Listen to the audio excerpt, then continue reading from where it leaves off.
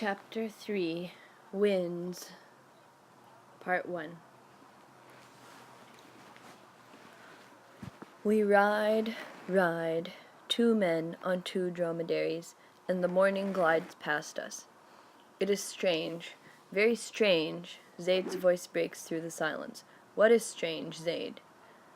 Is it not strange, O my uncle, that only a few days ago we were going to Taima, and now our camels' heads point toward Mecca? I am sure thou didst not know it thyself before that night. Thou art wayward like a Bedouin, like myself. Was it a jinn, O my uncle, who gave me that sudden decision 4 years ago to go to thee at Mecca, and gave thee now thy decision to go to Mecca? Are we letting ourselves be thus blown around by the winds because we do not know what we want? No, Zaid, thou and I, we allow ourselves to be blown by the winds because we do know what we want. Our hearts know it, even if our thoughts are sometimes slow to follow. But in the end they do catch up with our hearts, and then we think we have made a decision.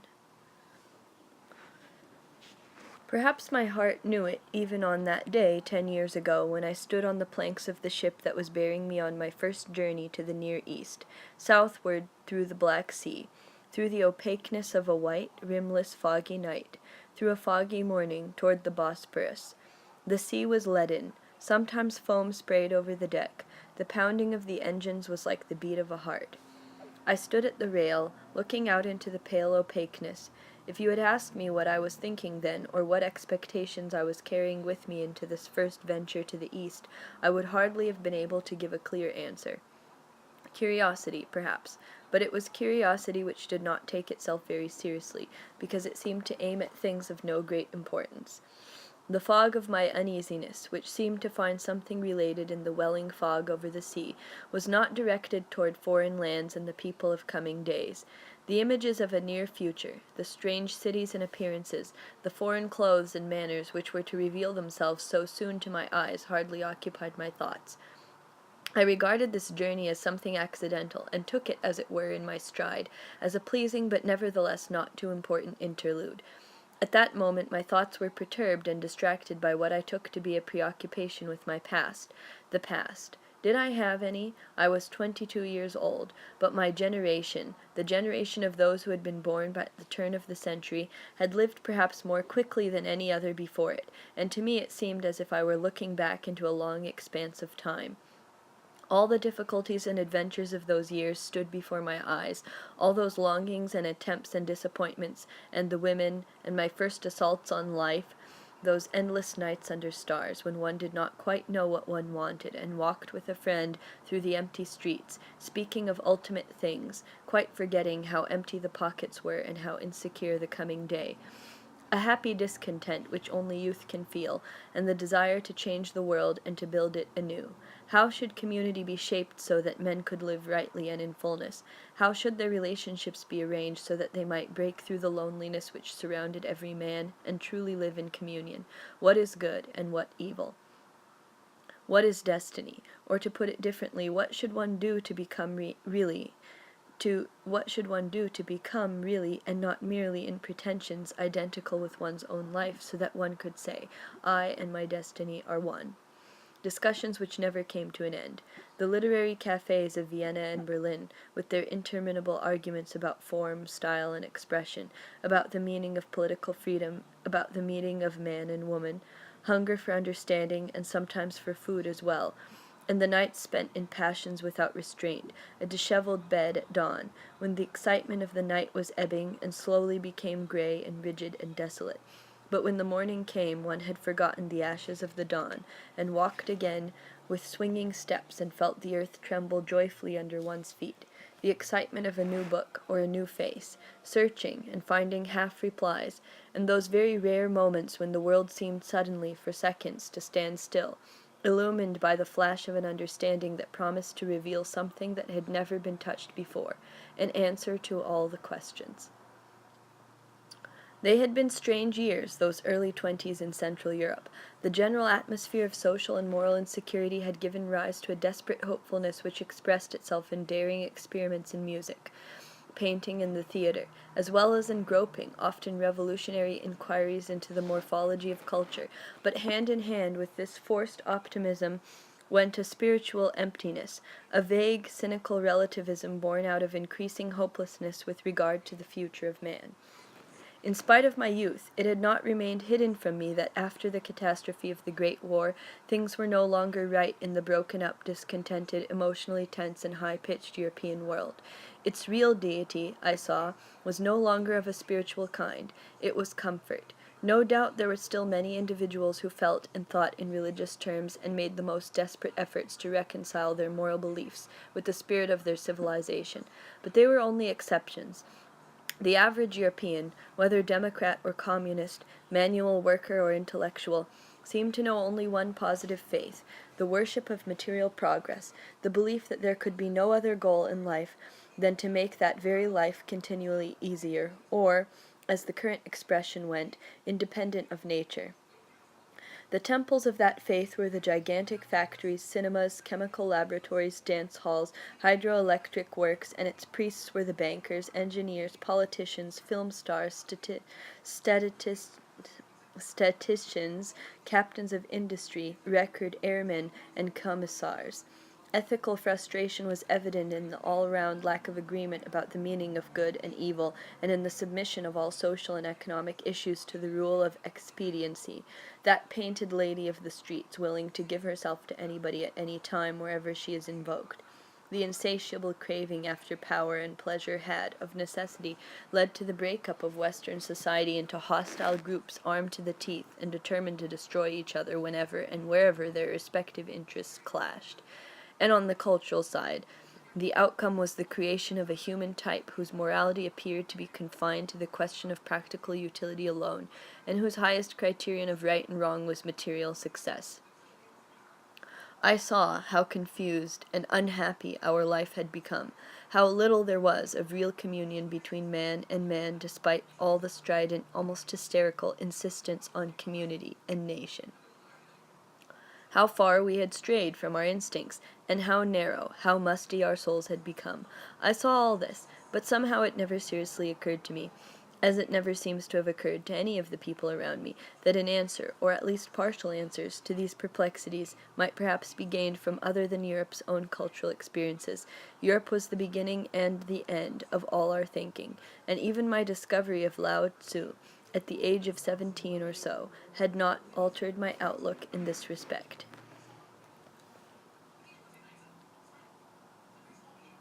It was a real discovery. I had never before heard of Lao Tzu, and had not the slightest inkling of his philosophy when one day I chanced upon a German translation of Tao Te King Kung lying on the counter of a Viennese bookshop. The strange name and title made me mildly curious. Opening the book at random, I glanced at one of its short aphoristic sections, and felt a sudden thrill, like a stab of happiness, which made me forget my surroundings and kept me rooted where I stood, spellbound, with the book in my hands. For in it I saw human life in all its serenity, free of all cleavages and conflicts, rising up in that quiet gladness which is always open to the human heart whenever it cares to avail itself of its own freedom. This was truth. I knew it. A truth that had always been true, although we had forgotten it, and now I recognized it with the joy with which one returns to one's long-lost home. From that time onward, for several years, Lao Tzu was to me a window through which I could look out into the glass-clear regions of a life that was far away from all narrowness and all self-created fears, free of the childish obsession which was forcing us, from moment to moment, always to secure our existence anew by means of material improvement at any price. Not that material improvement seemed to be wrong or even unnecessary to me. On the contrary, I continued to regard it as good and necessary, but at the same time I was convinced that it could never achieve its end, to increase the sum total of human happiness, unless it were accompanied by a reorientation of our spiritual attitude and a new faith in absolute values. But how such a reorientation could be brought about, and of what kind the new valuations were to be, was not quite clear to me. It would certainly have been idle to expect that men would change their aims, and thus the direction of their endeavors.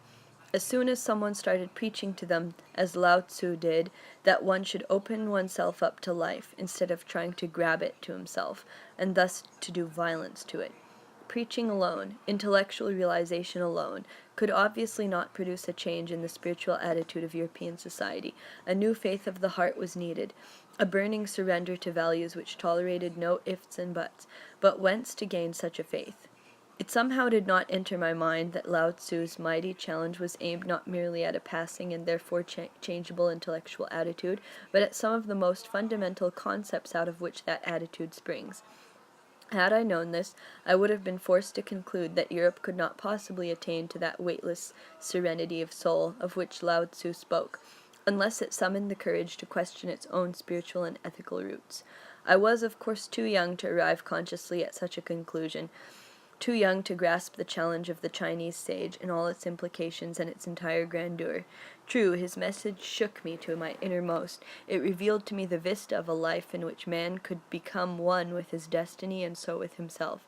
But as I did not clearly see how such a philosophy could transcend mere contemplation and be translated into reality in the context of the European way of life, I gradually began to doubt whether it was realizable at all. I had not yet reached the point where I would even ask myself whether the European way of life was, in its fundamentals, the only possible way.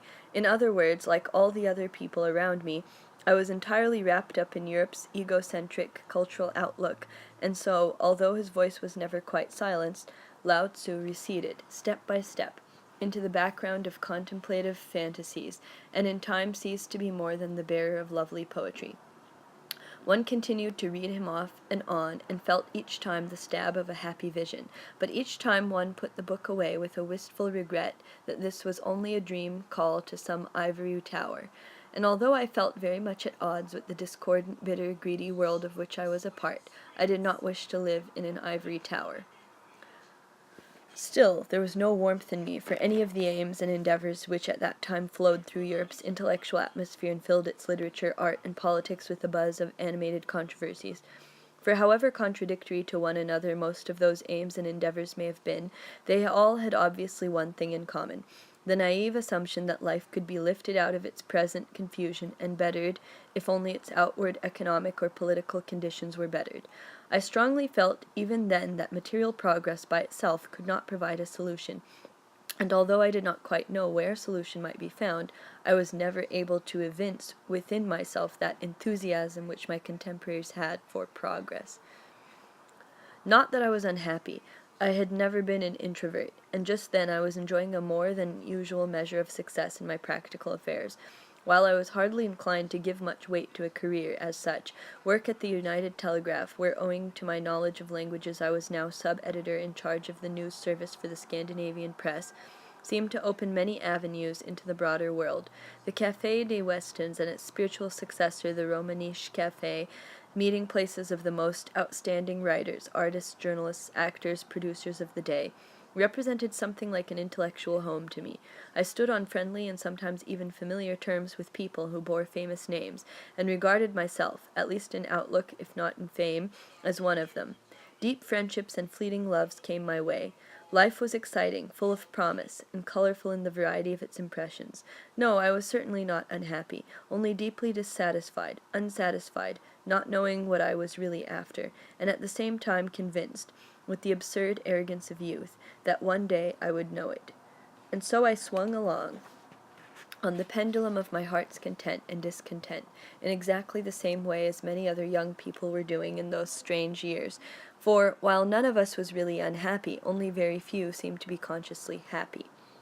I was not unhappy, but my inability to share the diverse social, economic, and political hopes of those around me, of any group among them, grew in time into a vague sense of not quite belonging to them, accompanied, vaguely again, by a desire to belong. To whom? To be part of something. Of what? And then one day, in the spring of 1922, I received a letter from my Uncle Dorian. Dorian was my mother's youngest brother. Our relationship had always been rather that of friends than of uncle and nephew. He was a psychiatrist, one of the early pupils of Freud, and at that time headed a mental hospital in Jerusalem. As he was not a Zionist himself and did not particularly sympathize with the aims of Zionism, nor for that matter was attracted to the Arabs, he felt lonely and isolated in a world which had nothing to offer him but work and income. Being unmarried, he thought of his nephew as a likely companion in his solitude. In his letter, he referred to those exciting days in Vienna when he had guided me into the new world of psychoanalysis. And he concluded, "Why don't you come and stay some months with me here? I will pay for your journey coming and going. You will be free to return to Berlin whenever you like. And while you are here, you will be living in a delightful old Arab stone house which is cool in summer and damned cold in winter. We shall spend our time well together. I have plenty of books here. And when you get tired of observing the quaint scenery around you, you can read as much as you want." I made up my mind with the promptness that has always characterized my major decisions. Next morning I informed Dr. Dammert at the United Telegraph that important business considerations forced me to go to the Near East, and that I would therefore have to quit the agency within a week. If anyone had told me at that time that my first acquaintance with the world of Islam would go far beyond a holiday experience, and indeed become a turning point in my life, I would have laughed off the idea as utterly preposterous. Not that I was impervious to the allure of countries associated in my mind, as in the minds of most Europeans, with the romantic atmosphere of the Arabian Nights. I did anticipate color, exotic customs, picturesque encounters, but it never occurred to me to anticipate adventures in the realm of the spirit as well, and the new journey did not seem to hold out any special promise of a personal nature. All the ideas and impressions that had previously come my way I had instinctively related to the Western world view, hoping to attain to a broader reach of feeling and perception within the only cultural environment known to me. And, if you come to think of it, how could I have felt differently? I was only a very, very young European, brought up in the belief that Islam and all it stood for was no more than a romantic bypath of man's history, not even quite respectable from the spiritual and ethical points of view, therefore not to be mentioned in the same breath, still less to be compared with only the two faiths which the West considers fit to be taken seriously, Christianity and Judaism. It was with this hazy European bias against things Islamic, though not, of course, against the romanticized outward appearances of Muslim life, that I set out in the summer of 1922 on my journey. If, in fairness to myself, I cannot say that I was self-absorbed in an individual sense, I was nonetheless, without knowing it, deeply enmeshed in that self-absorbed, culturally egocentric mentality so characteristic of the West at all times. And now I stood on the planks of a ship on my way to the East. A leisurely journey had brought me to Constanza, and thence into this foggy morning. A red sail emerged out of the veils of fog, and slipped by close to the ship. Because it had become visible, one knew that the sun was about to break through the fog. A few pale rays, thin as threads, fell on the mist over the sea. Their paleness had something of the hardness of metal. Under the pressure, the milky masses of fog settled slowly and heavily over the water, then bent apart and finally rose to the right and left of the sun rays in widespread drifting arcs like wings. "Good morning," said a deep, full voice. I turned around and recognized the black cassock of my companion of the previous evening, and the friendly smile on a face which I had grown to like during the few hours of our acquaintance. The Jesuit padre was half Polish and half French, and taught history at a college in Alexandria. He was now returning there from a vacation. We had spent the evening after embarkation in lively talk. Although it soon became apparent that we differed widely on many issues, we had nevertheless many points of interest in common, and I was already mature enough to recognize that here was a brilliant, serious, and at the same time humorous mind at work.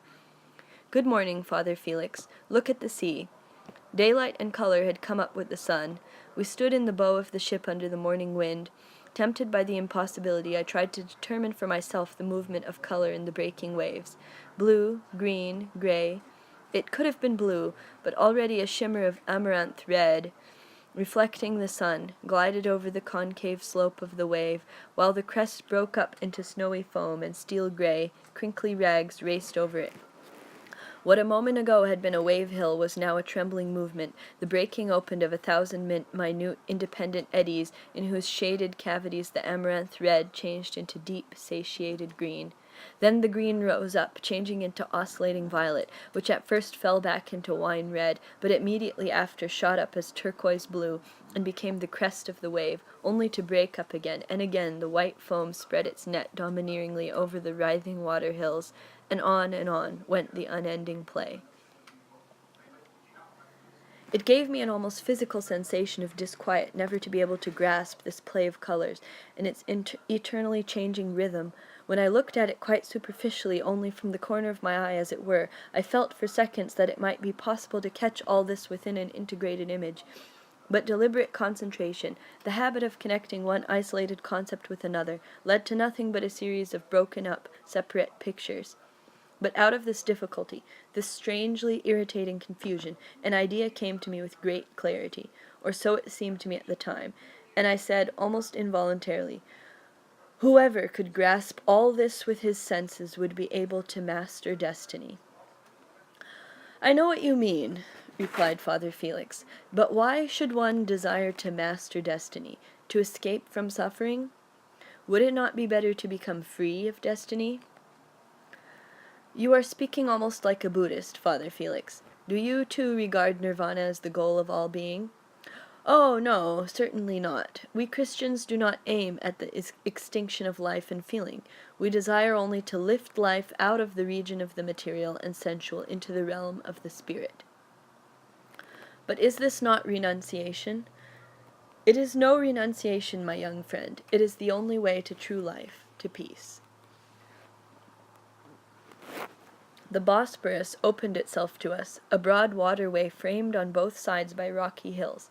Here and there one could see pillared, airy palaces, terraced gardens, cypresses rising up in all their dark height, and old janissary castles, heavy masses of stone hanging over the water like the nests of birds of prey. As if from a great distance I heard the voice of Father Felix continue. "You see, the deepest symbol of longing, all people's longing, is the symbol of paradise. You find it in all religions, always in different imageries, but the meaning is always the same, namely the desire to be free from destiny. The people of paradise had no destiny. They acquired it only after they succumbed to the temptation of the flesh, and thus fell into what we call original sin, the stumbling of the spirit over the hindering urges of the body, which are indeed only the animal remnants within man's nature. The essential, the humanly divine part of man is his soul alone. The soul strives toward light, which is spirit, but because the original sin, its way is hampered by obstacles arising from the material, non-divine composition of the body and its urges. What the Christian teaching aims at is, therefore, man's freeing himself from the non-essential, ephemeral, carnal aspects of his life, and returning to his spiritual heritage. The ancient twin-towered fortress of Rumili Hisar appeared. One of its crenellated walls sloped down almost to the water's edge on the shore. Within the semicircle formed by the fortress walls lay dreaming with a little Turkish cemetery with broken-down tombstones. It may be so, Father Felix, but I feel, and this is the feeling of many people of my generation, I feel that there is something wrong in making a distinction between the essential and the non-essential in the structure of man, and in separating spirit and flesh. In short, I cannot agree with your denying all righteousness to physical urges, to the flesh, to earthbound destiny. My desire goes elsewhere. I dream of a form of life, though I must confess I do not see it clearly as yet, in which the entire man, spirit and flesh, would strive after a deeper and deeper fulfillment of his self, in which the spirit and the senses would not be enemies to one another, and in which man could achieve unity within himself and with the meaning of his destiny, so that on the summit of his days he could say, "I am my destiny." "That was the Hellenic dream," replied Father Felix, "and where did it lead?" "First to the Orphic and Dionysian mysteries, then to Plato and Plotinus, and so again to the inevitable realization that spirit and flesh are opposed to one another. To make the spirit free from the domination of the flesh, this is the meaning of Christian salvation, the meaning of our belief in the Lord's self-sacrifice on the cross. Here he interrupted himself and turned to me with a twinkle. "Oh, I am not always a missionary. Pardon me if I speak to you of my faith, which is not yours." "But I have none," I assured him. "Yes," said Father Felix, "I know. The lack of faith, or rather the inability to believe, is the central illness of our time. You, like so many others, are living in an illusion which is thousands of years old, the illusion that intellect alone can give a direction to man's striving. But the intellect cannot reach spiritual knowledge by itself because it is too much absorbed in the achievement of material goals. It is faith, and faith alone, that can release us from such an absorption." "Faith?" I asked. "You again bring in this word. There is one thing I can't understand. You say it is impossible to attain through intellect alone to knowledge and to a righteous life. Faith is needed, you say. I agree with you entirely, but how does one achieve faith if one has none? Is there a way to it? I mean, a way open to our will?" "My dear friend, will alone is not enough. The way is only opened by God's grace, but it is always opened for him who prays from the innermost of his heart for enlightenment." To pray! But when one is able to do this, Father Felix, one already has faith. You choose to lead me around in a circle, for if a man prays, he must already be convinced of the existence of him to whom he prays. How did he come to this conviction? Through his intellect? Would not this amount to admitting that faith can be found through the intellect? And apart from that, can grace mean anything to somebody who has never had an experience of this kind? The priest shrugged his shoulders. Regretfully, it seemed to me, if one has not been able to experience God by himself, one should allow himself to be guided by the experience of others who have experienced him. A few days later we landed at Alexandria, and the same afternoon I went on to Palestine. The train swept straight as an arrow through the afternoon, and the soft, humid delta landscape, Nile canals shaded by the sails of many barges, crossed our path. Small towns, dust-gray clusters of houses and lighter minarets, came and went. Villages consisting of box-shaped mud huts swept past. Harvested cotton fields, sprouting sugar-cane fields, abundantly overgrown palms over a village mosque, water buffaloes, black, heavy-limbed, now going home without guide from the muddy pools in which they had been wallowing during the day. In the distance, men in long garments. They seemed to float. So light and clear was the air under the high blue sky of glass. On the banks of the canals, reeds swayed in the wind. Women in black tulle cloaks were scooping water into earthenware jars. Wonderful women, slender, long-limbed. In their walk they reminded me of long-stemmed plants that sway tenderly and yet full of strength in the wind. Young girls and matrons had the same floating walk. The dusk grew and flowed like the breath of some great, resting, living being. As the slim men were walking homeward from the fields, their movements appeared lengthened at the same time, lifted out of the slowly disappearing day. Each step seemed to have an existence of its own, rounded in itself, between eternity and eternity always that one step. This appearance of lightness and smoothness was perhaps due to the exhilarating evening light of the Nile delta, perhaps also to my own restlessness at seeing so many new things. But whatever the cause, I suddenly felt in myself all the weight of Europe, the weight of deliberate purpose in all our actions. I thought to myself, how difficult is it for us to attain to reality?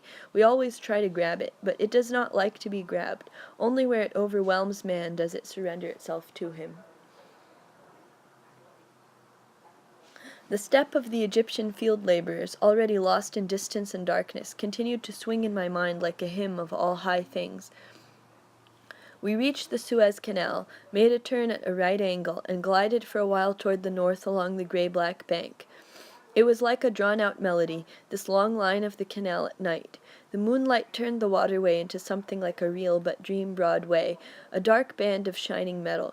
The satiated earth of the Nile Valley had, with astonishing rapidity, made room for chains of sand dunes which enclosed the canal on both sides with a paleness and sharpness rarely to be seen in any other night landscape. In the listening silence stood, here and there, the skeleton of a dredge. Beyond, on the other bank, a camel rider rushed by, hardly seen and already swallowed by the night. What a great, simple stream, from the Red Sea, through the bitter lakes to the Mediterranean Sea, right across a desert, so that the Indian Ocean might beat on the quays of Europe. At Kantara the train journey was interrupted for a while, and a lazy ferry carried the travelers across the silent water. There was almost an hour before the departure of the Palestinian train. I sat down before the station building. The air was warm and dry. There was the desert, to the right and to the left, shimmering gray, smudged over, broken through by isolated barking. Perhaps it was jackals, perhaps dogs. A Bedouin, heavy loaded with saddlebags made of bright carpet cloth, came from the ferry and walked toward a group in the distance, which only now I recognized as motionless men and crouching camels, ready saddled for the march. It seemed that the new arrival had been expected. He threw his saddlebags over one of the animals. A few words were exchanged. All the men mounted, and at the same moment the camels rose, first on their hind legs, then on their forelegs. The riders rocked forward and backward. Then they rode away with soft, swishing sounds, and for a while you could follow the light-colored, swaying bodies of the animals and the wide brown and white-striped Bedouin cloaks. A railway workman strolled toward me. He wore a blue overall and seemed to be lame. He lit his cigarette from mine, then asked me in broken French, "You are going to Jerusalem?" When I said yes, he continued, "For the first time?" I nodded. He was about to go on, then turned back and said, "Did you see over there the big caravan from the Sinai desert?" "No." "Then come along, let us visit them. You have time." The soles of our shoes crunched on the sand as we walked through the silent emptiness up a narrow, well-trodden path which led to the dunes. A dog barked in the darkness. As we went on, stumbling over low thorn bushes, voices reached my ears, confused, muffled, as of many people, and the sharp and nevertheless soft smell of many resting animal bodies mingled with the dry desert air. Suddenly, just as you might see in a city, during a foggy night, the shimmer of an as-yet invisible lamp grow up from behind a street corner and make only the fog shine. A narrow streak of light appeared from down below, as if from underground, and climbed steeply into the dark air. It was the shine of a fire coming from a deep gorge between two sand dunes, so thickly covered with thorn bushes that one could not see its bottom. I could now clearly hear men's voices, but the speakers were still invisible. I heard the breathing of camels and how they rubbed against one another in the narrow space. A big, black, human shadow fell over the light, ran up the opposite slope, and down again. After a few more steps I could see it all, a great circle of crouching camels, with heaps of pack saddles and bags here and there, and among them the figures of men. The animal smell was sweet and heavy like wine. Sometimes one of the camels moved its body, which was smudged out of its shape by the darkness around it, lifted its neck and drew in the night air with a snorting sound, as if sighing. And thus I heard for the first time the sighing of camels. A sheep bleated softly, a dog growled, and everywhere outside the gorge the night was black and starless. It was already late. I had to get back to the station, but I walked very slowly, down the path by which we had come, dazed and strangely shaken, as if by a mysterious experience, which had caught hold of a corner of my heart and would not let me go. The train carried me through the Sinai desert. I was exhausted, sleepless from the cold of the desert night, and the rocking of the train over rails resting on loose sand. Opposite me sat a Bedouin in a voluminous brown abaya. He also was freezing, and had wrapped his face in his headcloth. He sat cross-legged on the bench, and on his knees lay a curved sword in a scabbard ornamented with silver. It was nearly morning. You could almost recognize the outlines of the dunes outside, and the cactus bushes. I can still remember how the dawn broke, gray-black, painting shapes, slowly drawing outlines, and how it gradually lifted the sand dunes out of the darkness and built them into harmonious masses. In the growing half-light, a group of tents appeared and rushed by, and near them, silver-gray like fog curtains in the wind, fishing nets spread vertically between poles for drying, fishing nets in the desert, blowing in the morning wind, dream veils, transparent, unreal, between night and day. To the right was the desert, to the left the sea. On the shore, a lonely camel rider, perhaps he had been riding all night. Now he seemed to be asleep, slumped in the saddle, and they both rocked, man and camel, in a common rhythm. Again black Bedouin tents. Already there were women outside with earthenware jars on their heads, ready to go to the well. Out of the half-light that grew into light a diaphanous world was emerging, moved by invisible pulses, a wonder of all that is simple and can never end. The sun struck out over the sand with broader and broader rays, and the grayness of dawn burst into an orange-golden firework. We sped through the oasis of of El Arish, through the colonnaded cathedrals of palms and 1,000 pointed arches of palm fronds, and brown-green latticework of light and shade. I saw a woman, with a jar filled on her head, coming from the well and going slowly up a path under the palms. She wore a red and blue dress with a long train, and was like a high lady from a legend. The palm orchards of El Arish disappeared as suddenly as they had come. We were now traveling through shell-colored light. Outside, behind the shaking window panes, a stillness such as I had never thought possible. All forms and movements were devoid of a yesterday and a tomorrow. They were simply there, in a heady uniqueness. Delicate sand, built up by the wind into soft hillocks that glowed pale orange under the sun, like very old parchment, only softer, less brittle in their beaks and curves, swinging in sharp, decisive, violent strokes on the summits, infinitely tender in the flanks, with translucent watercolor shadows, purple and lilac and rusty pink, in the shallow dips and hollows, opalescent clouds, cactus bushes here and there, and sometimes long-stemmed hard grasses. Once or twice I saw spare, barefooted Bedouins and a camel caravan loaded with palm fronds, which they were carrying from somewhere to somewhere. I felt enwrapped by the great landscape. Several times we stopped at small stations, usually no more than a few barracks of timber and tin. Brown, tattered boys ran around with baskets and offered figs, hard-boiled eggs, and fresh, flat loaves of bread for sale. The Bedouin opposite me rose slowly, unwound his headcloth, and opened the window. His face was thin, brown, sharply drawn, one of those hawk faces which always look intently ahead. He bought a piece of cake, turned around, and was about to sit down when his eye fell on me. And without a word he broke his cake in two and offered me half. When he saw my hesitation and astonishment he smiled, and I saw that the tender smile fitted his face as well as the intentness of a moment ago, and said a word which I could not understand then but now know was tafaddal, grant me the favor. I took the cake and thanked him with a nod. Another traveler. He wore, with the exception of his red fez, European clothes, and may have been a small trader, intervened as translator. In halting English he said, "He say, you traveler, he traveler. Your way and his way is together."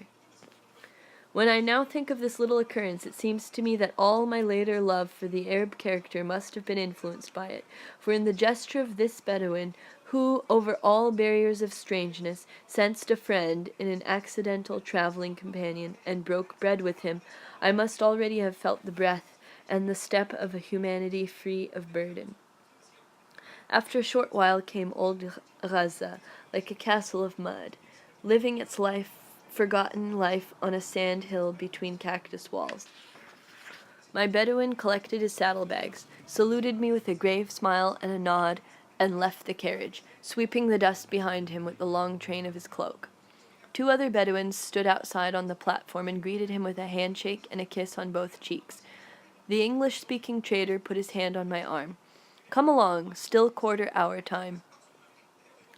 Beyond the station building, a caravan was encamped. They were, my companion informed me, Bedouins from northern Hijaz. They had brown, dusty, wild, warm faces. Our friend was among them. He appeared to be a person of some account, for they stood in a loose semicircle around him and answered his questions. The trader spoke to them, and they turned toward us, friendly, and I thought somewhat superciliously, considering our urban existence. An atmosphere of freedom surrounded them. I felt a strong desire to understand their lives. The air was dry, vibrating, and seemed to penetrate the body. It loosened all stiffness, disentangled all thoughts, and made them lazy and still. There was a quality of timelessness in it which made all things seen and heard and smelled assume distinct values in their own right. It began to dawn on me that people who come from the environment of the desert must sense life in a way quite different from that of people in all other regions. They must be free from many obsessions, perhaps also from many dreams, peculiar to inhabitants of colder, richer lands, and certainly from many of their limitations, and because they have to rely more intimately on their own perceptions, these desert dwellers must set a quite different scale of values to the things of the world. Perhaps it was a presentiment of coming upheavals in my own life that gripped me on that first day in an Arab country at the sight of the Bedouins. The presentiment of a world which lacks all defining limits is, but is nonetheless never formless, which is fully rounded in itself, and nevertheless open on all sides, a world that was soon to become my own. Not that I was then conscious of what the future held in store for me. Of course not. It was rather as when you enter a strange house for the first time, and an indefinable smell in the hallway gives you dimly a hint of things which will happen in this house, and will happen to you. And if they are to be joyful things, you feel a stab of rapture in your heart, and you will remember it much later, when all those happenings have long since taken place, and you will tell yourself, all this I have sensed long ago, thus and in no other way, in that first moment in the hall.